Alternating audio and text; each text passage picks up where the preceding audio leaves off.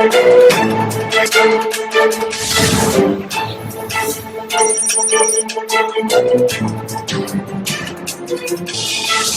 الله الرحمن الرحيم. السلام الله عليكم ورحمة الله تعالى وبركاته. كلنتي وعنا وناكسن مروين يمر يا ملك استوى ضافع عالم كتشوكتن هالكن وإليس تي في كسر وهذا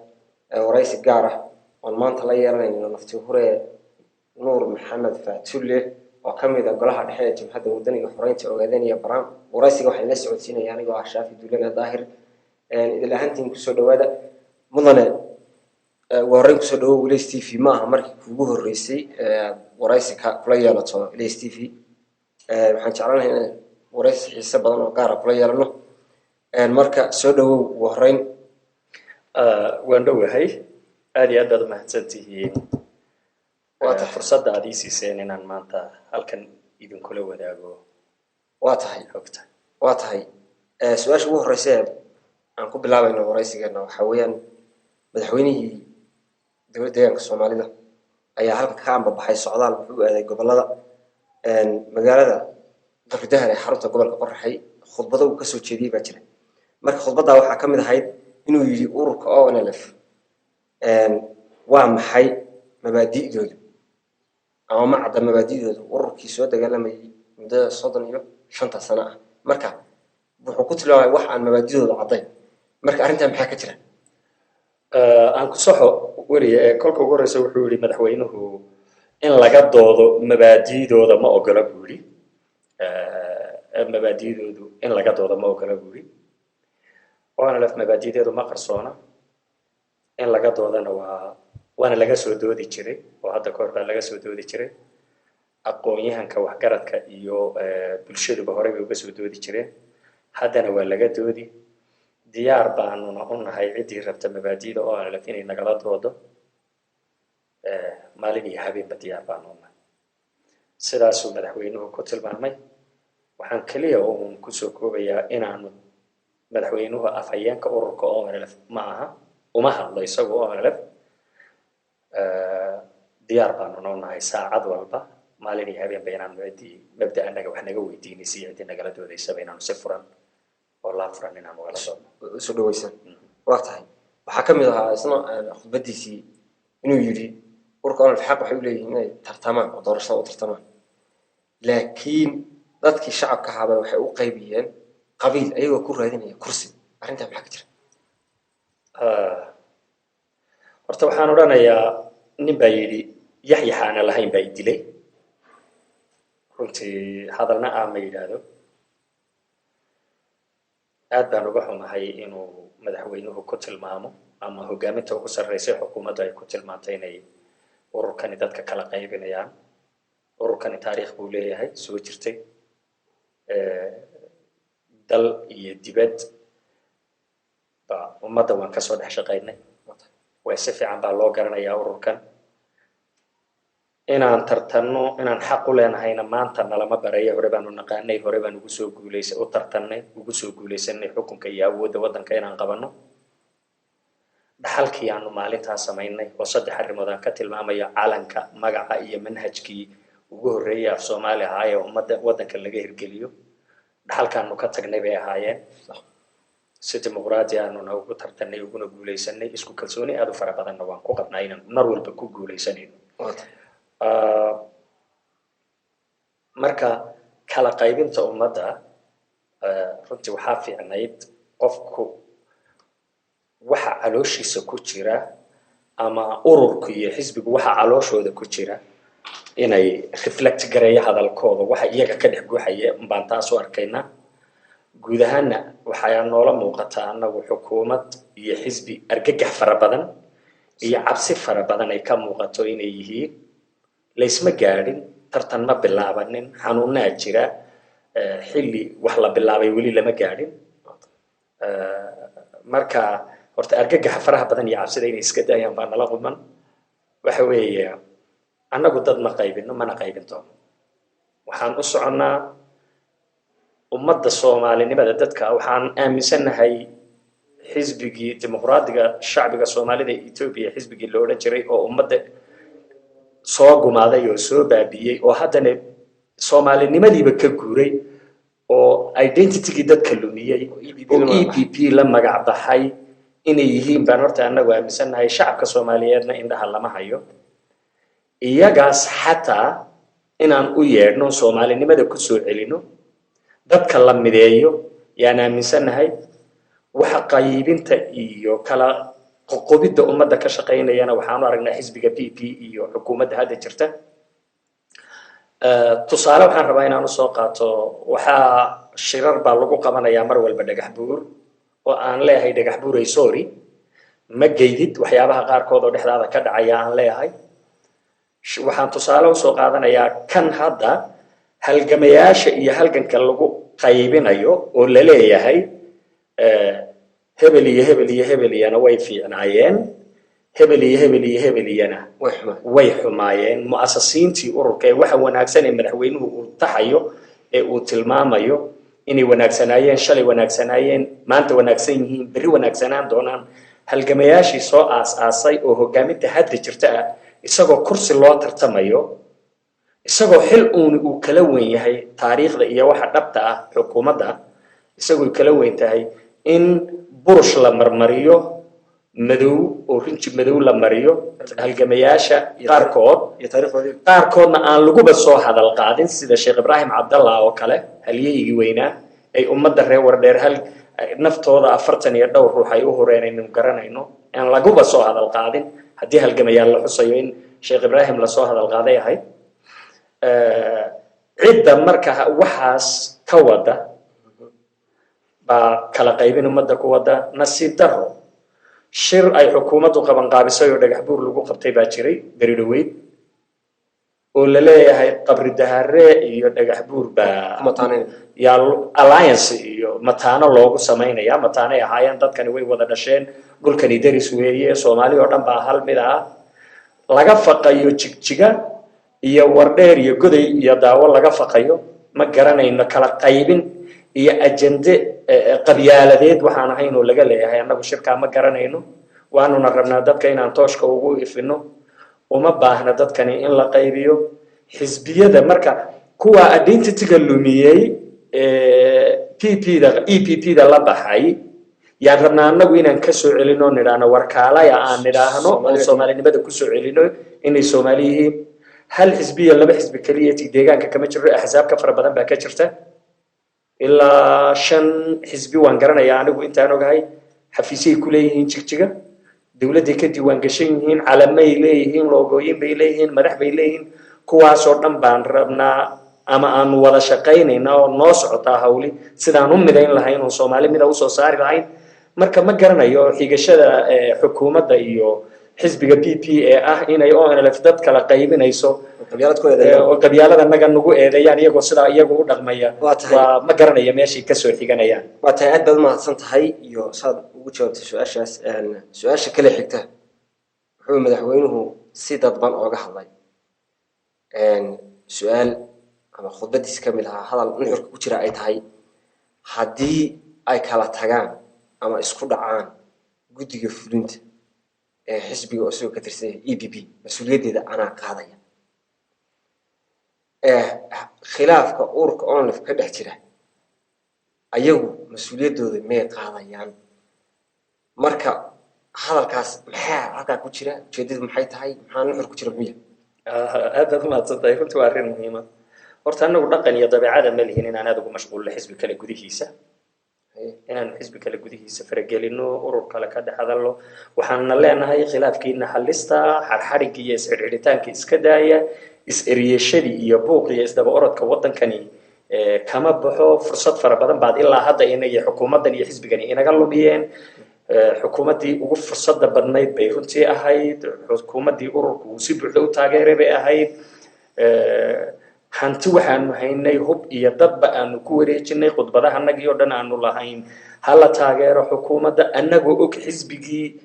dhiigii cabka ahaa ee dadqalka ahaa inay yihiin iyo wixii uun ka agdhowaa iyo wixii ku soo biiray dib kaga soo biiroon annagoo unity-ga ama midnimada ummadda Soomaaliyeed doonayna xukuumaddan saa ula shaqaynay bay horta xukuumaddani ahayd laakiin nasiib darro saan ugu caanalisnay maya noogu hambaynin oo waxaad moodaa inay ka tooshkooda ama muraayadaha ay qabaani fogaan arag inayna lahayn oo inala fuun iyo degmooyinka iyo gobollada dhexdooda ay aad ugu mashquulsan yihiin baad moodaa xilli aad u qaali iyo fursad aad u muhiimana ummadda Soomaaliyeed oo runtii laga shalaayi doonana way ka lumiyeen aad bay ka lumiyeen si loo heli doono ma garanayo haddana weli fursad waxay haystaan ay isku daba qabtaan bay xukuumaddani haysataa halka waxaan jeclahay inaan raaciyo inuu ay yiraahdaan mar walba oo waan la shaqeynay oo lafkan gudiyadii ciidankii oo jabhadda la yaqaan sidoo ku dambeeyay ballanqaadadii agoon iyo bugto iyo dhaawac iyo bulshadii la xidhay iyo in looga faa'iideysto ajandayaal siyaasadeed oo kolba jeelogaadeen inta la geeyo sawirro laga soo qaado humiliation lagu sameeyo mooyane wax loo qabtay inay jirin baan ognahay ballanqaadadii ay sameeyeen gudiyadii aan dhisnay ee aanu nidhi war wixii dhibaato hadba dhexdeena yimaada si ay u xaliyaan ama sidii dhibaatadii waddanka ka soo dhacday ay u xaliyaan disciplinkii ay ku sameeyeen iyo sidii u curyaamiyeen baa la ogyahay marka aanu soo laabtay anagu ma lihin dhaqan inaan ururkaas dhexgallo xisbiga dhexgalla wuxuu yahay anagu waxaan leenahay isu soo noqda khilaafka daaya bacda ama jawaanada lacagteeda disababa kula sii ordaysaan joojiya ee isku kulaaluushka ku bixinaysaan istaatuusitaanka iska daaya tashada aanu idin xalino odayaashiinu ha idin xaliyaan idinku is xalista rag dhalinyara baad tihiin waxaad moodaa kaliya inayna xirfadda ay leeyihiin inay tahay inay laaluush la bixiyo oo adisababa loo ordo oo kolba loo yeero oo inay xirfadda ay leeyihiin ay sidaa tahay baad moodaa marka waxaan leenahay horta idinku isu soo laabta waa koow talabaad waa fariin cad oo waxay gudbinaysaa arrintaasi xubnaha iyo taageerayaasha iyo bulshada iyo siyaasiyiinta iyo aqoonyahanka ummadda Soomaaliyeed ku socota oo qirasho galaangalka ama faragelinta siyaasadeed ee ururka dhexdiisa uu xisbigan iyo hogaankani uu ku leeyahay bay cadaynaysaa waa arrin aad u fiican weeye inay sidaa u qirtaan xubnaha naga dareensiinayaan waxay dareensiinayaan waxgaradka waxay dareensiinayaan cuqaash iyo aqoonyahanka waxaanuna leenahay ONLF mabda bay ku midaysan tahay ee dad si dhib yar inta loo dhex galo oo loo qaybiyo saameyn loogu yeelan karo ma noqonayso waan iskaga kalsoonahay saas haddii ay rabaan inay argagax lagu geliyaan oo waanu idinka dhex shaqaynaynaa yiraahdaan inta way iskaga kalsoon yihiin xubnaha jabada aad bay iskugu kalsoon yihiin haddii ay ka tahay agajugleyn iyo dhexgal baan idin yeelanaynaana loolan siyaasadeed iyo tartan baa jira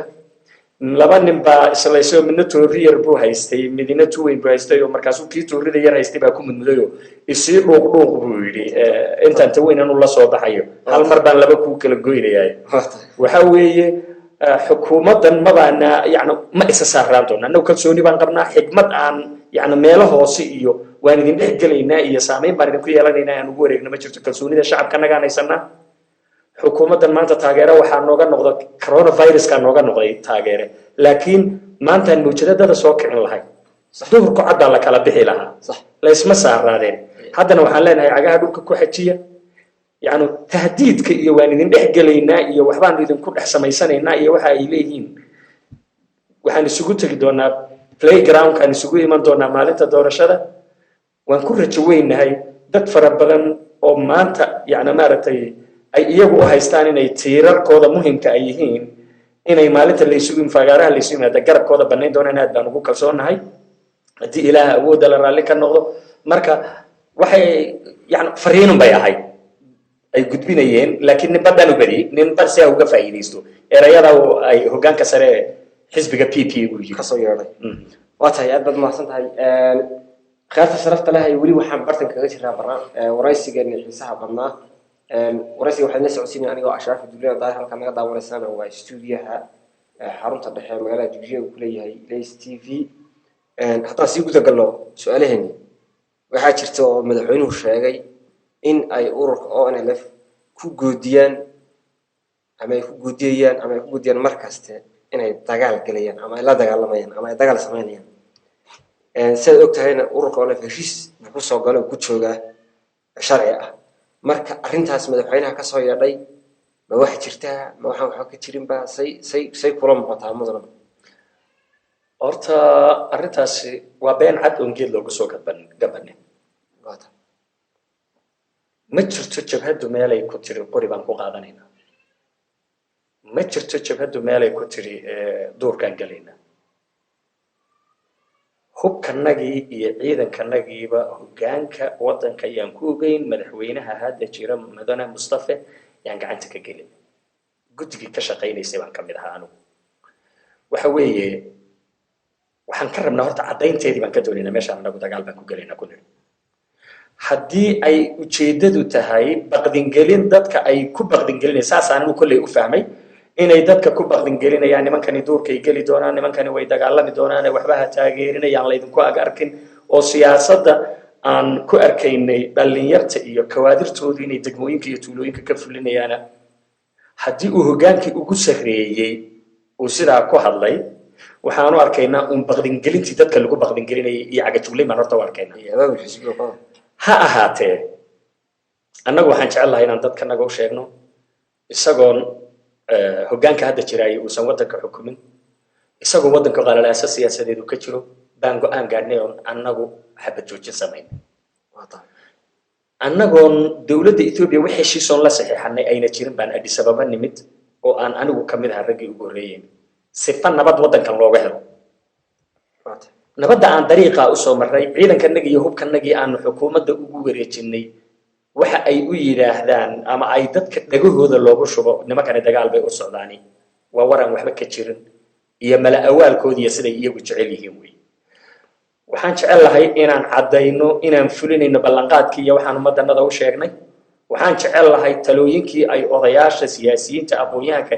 iyo waxgaradka ummadda soomaaliyeed ayna siiyeen ee ahayd nimankani way idinla dagaalami doonaan way idinka cadhaysiin doonaan ha cadhoonina duurka ha gelina ha la dagaalamina maanta waxaan ku dagaalamaynay waa codkeenna iyo farteenna aan qadka gelin doonno ee aan xaashida taabsiin doonno weeye ballankaan annagiyo shacabku gallay baa kaasaa soconaya duur uma soconno dagaal ma gelayno dagaalkaanu gelaynay waxaa weeye codka shacabkanaga iyo kalsoonida shacabkanaga inaanu haysanno waanuna ku kalsoonnahay dadkanaga waxaanuna u sheegaynaa haddii laydiin cagajugleeyana waan idin xaqiijinaynaa inaanaan duur u soconin haddii laydin laaluushana codkiina ama qureec siista ama mustaqbalkiina siista ama 10 bir oo qureec maalinta aad ku cunto siista ama mustaqbalka ummaddiina iyo aayihiina siista yaan dadkanaga leenahay sidaas darteed waxba kama jiro waa inay yidhaahdaan baa fiicnayd annagaa daba maraynoo duur ka gelayna inay yidhahdaan baa fiicnaan lahayd waa tahay aad baad umahadsan tahay waxaa jirta mudane madaxweyne mustafe hadal ka soo yeedhay khudbaddiisa dhagax buur oo uu leeyahay guddoomiyihii hore ururka ONLF admiraal maxamed cumar cismaan wuxuu ahaa hogaamiye xallin jiray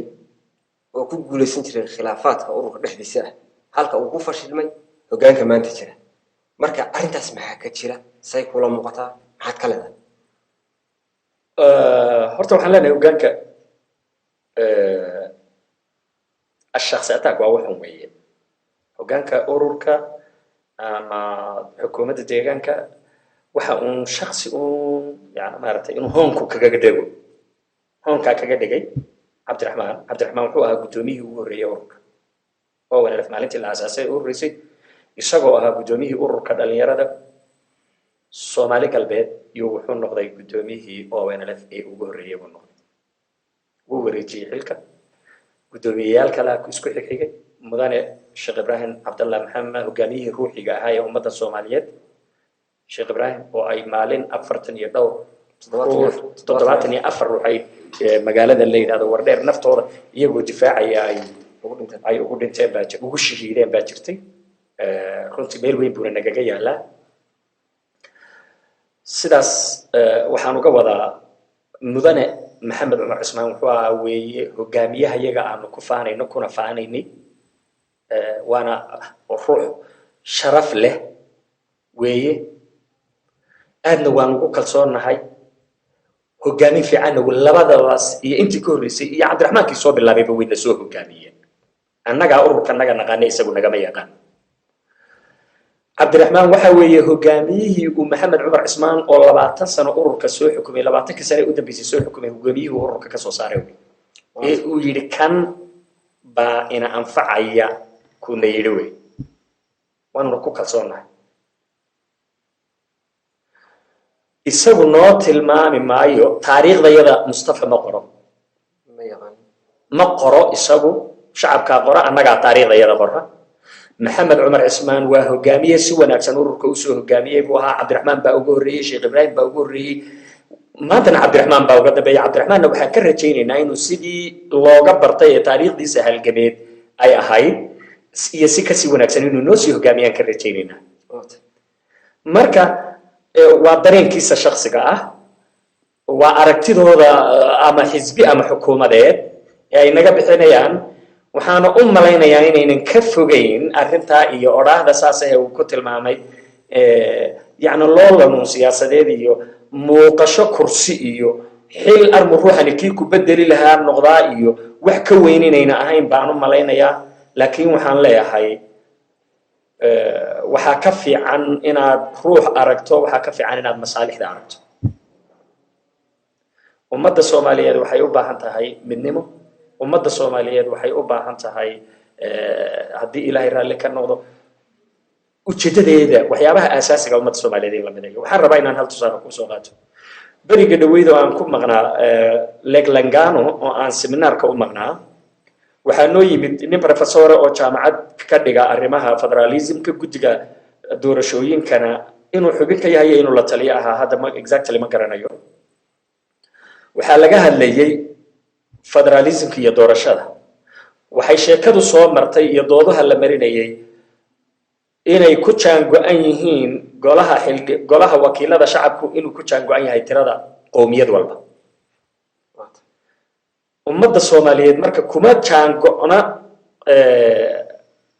numberkeedii iyo xildhibaanadii la siiyay aad u kala fog yihiin waxaan soo ogaaday in Tigrayga iyo iyaga la isu daba mariyay Tigrayga oo 23 lahaana Soomaalida loo keenay Soomaalida 8 iyo 30 lahaydna xagga la mariyay Tigrayga la siiyay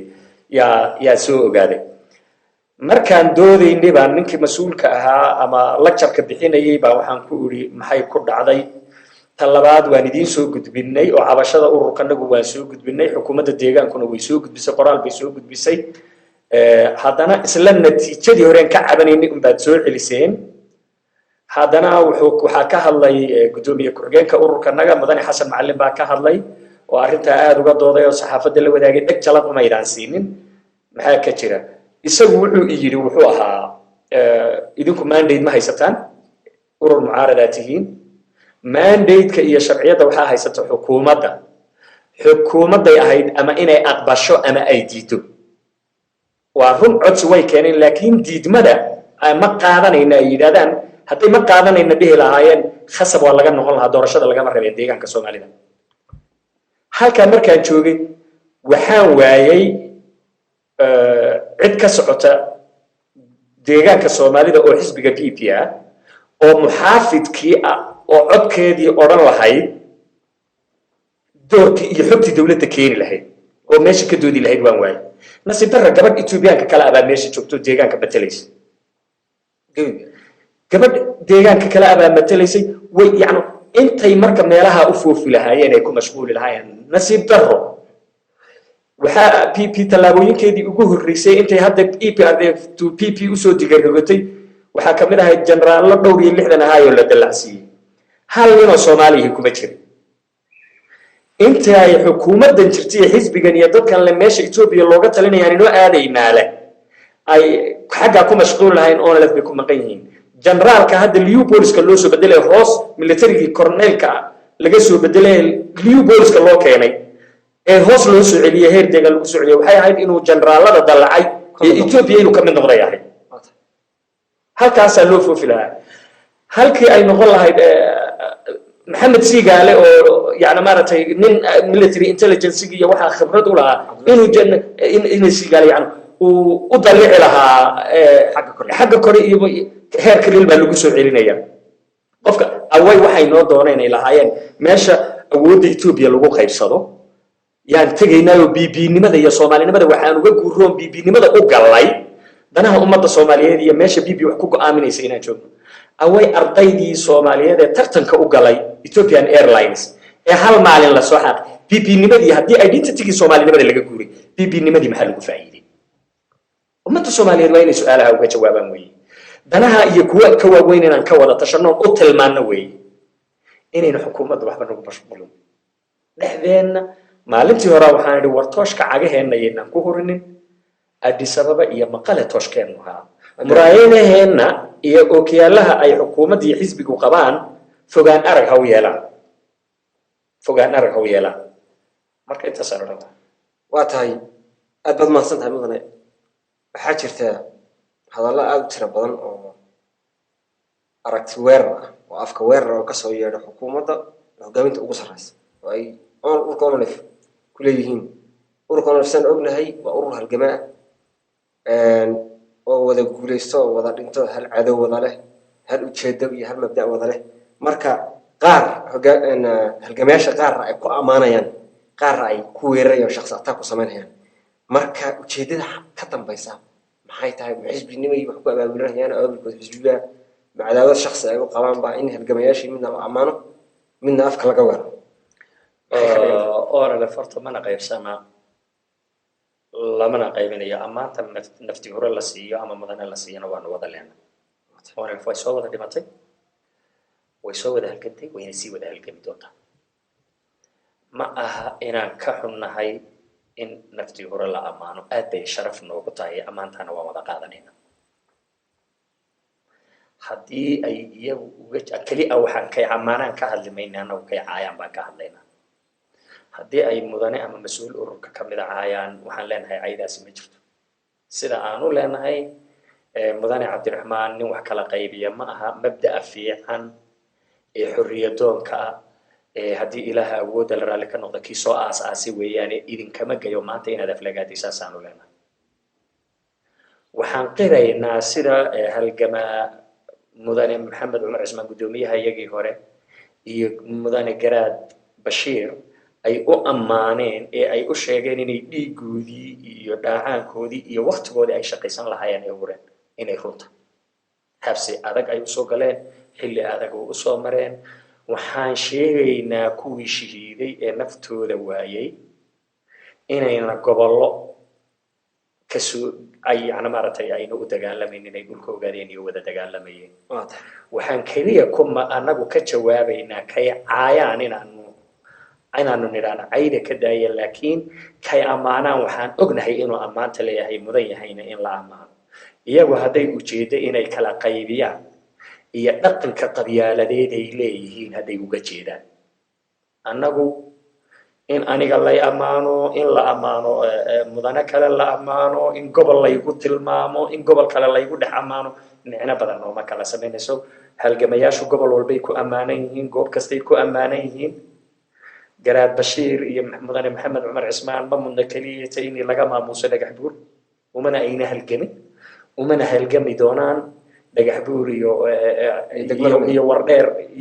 awaare baan ujeedaa keliya uma halgami doonaan laga hida iyo baali iyo maluqaamayo iyo haddii ilaahay raalli ka noqdo doolow caddo iyo meesha la yidhahdo doolabay iyo liibaan iyo daaway u halgamayeen shiniilay u halgamayeen iyo wardheer waxaabana laga yaabaa intay joogeen gobolka ay u dhasheen inay yareen sidaas darteed in ay halgamayaasha ku suntaan gobollo ku kala suntaan gobollo u kala qaybiyaan hadday iyagu dhaqankaa leeyihiin oo aanalaf dhaqanka malaha mana yeelanayso waxa ruuxa lagu sharfo ee ugu fara badan ee uu ku sharfan yahayna waxaa weeye waqtigiisa iyo naftiisa iyo dhiiggiisa inuu usoo huray ummaddiisa kiina way guteen waanuna sii gudan doonaa haddii ilaaha awoodda la raalli ka noqdo marka wax culaysa naguma hayso inay iyagu magac waxay doonaan ku hadlaan waa tahay aad baad mahadsantahay su-aasha ugu dambaysa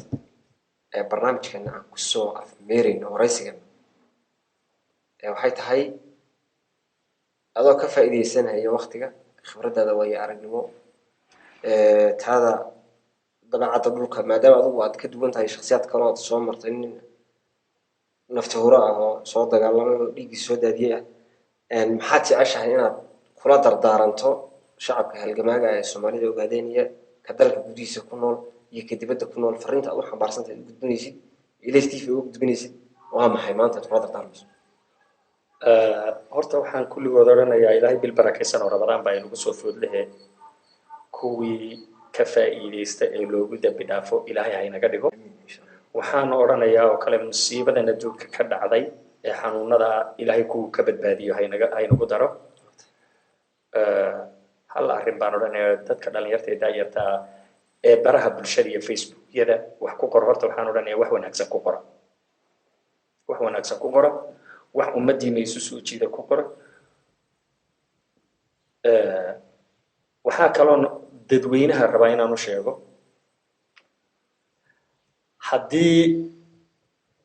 la isku dayo in hadafkeenna laynaga leexiyo waa maya hayaan baynu ku jiraa hadafkeennuna waa mid yoolkeennuna iyo taargetkaan tooganaynana waa hal meel oo la yaqaano wey taasna waxaan ku gaari karaay waa midnimada weeyaan ummadda Soomaaliyeed oo dhan midnimadeeda weeyaan xubnaha iyo taageerayaasha ururka ONLF waxaan oranayaa waxaa mas'uuliyadii idinka saaran tahay inaad u gaadiid celisaan inaad u nasteexaysaan kuwii maanta idinla dagaalamaya shalay idinla dagaalamay inaad dariiqa saxda ah ku soo tudaan xilbaa xubnaha iyo kawaadirta ONLF ka saaran kuwan dadka kala qaybinaya qabyaalada dadka u kala maraya in ay unify gareeyaan oo meel isugu keenaan xilbaa ka saaran kaadirka jawxo kaadir tababaran oo ku kalsoonahay oo wadaniyiina oo dhaqaale ku shaqaynin oo aan qabiil isugu imaanin ee qadiyadii ummad Soomaaliyeed isugu yimid baati waanuna ku kalsoonahay maantana inaad ummadda midayna kartaan berina dawladnimada inaad hanan kartaan sida cadnimo leh na inaad oo ay dadku kaga baxaan xukuumadahan iyo systemyadan lacaga kala goosiga iyo inta iigo iyo inta ii reebtay iyo tuugada ku salaysan si ay ummaddu kaga nastaan dhiigiina dadkiina u horeyseen iyaga idin qirayeen dhiigiina soo horteen ummadiina idin qiraysa shahaada sharaf baad wadataan u guntada inaad ummadda Soomaaliyeed midaysaan u guntada inaad haddii ilaaha awood raalli ka noqdo xukuumad xalaala oo ummadani leedahay dhistaan u guntada inaad xaqa ka tashiga ee ummadda Soomaaliyeed meel marisaan iyo nabaadidaad u dhaarateen ilaa halka aad gaadhaana wax ka sokeeyo in qabiil laydinku kala furfuro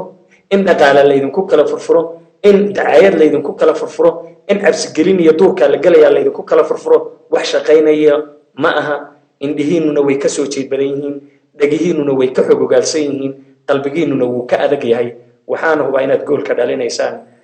ummadda Soomaaliyeed odayaal dhaqameedka waxgaradka ugaasiyada salaadiinta iyo dadka aqoon-yahanka waxaan kulligood soo jeedinaynaa inay midnimada ummadda Soomaaliyeed laga wada shaqeeyo iyo dadka sidii la soo keenay lahaa aad baad u mahadsantihiin waa tahay akhyaarta sharafta leh ee hawada nagala socota intaas waxaan ugu soo dhamaaday waraysigan xiisaha badnaan maanta la yeelanayay naftuhure nuur maxamed faatulle oo gacanteeda bidix fadhiya waraysiga waxaan la socodsiinayay anigoo ashaafi duulada daahir dhanka kaamirada waxa iga caawiyay saaxiibkay cabdirasaaq shiine intaan waraysiga lamida ku kulmi doono waa bahda ilays tv oo idinkaga tagaysa assalaamu calaykum waraxmatullaahi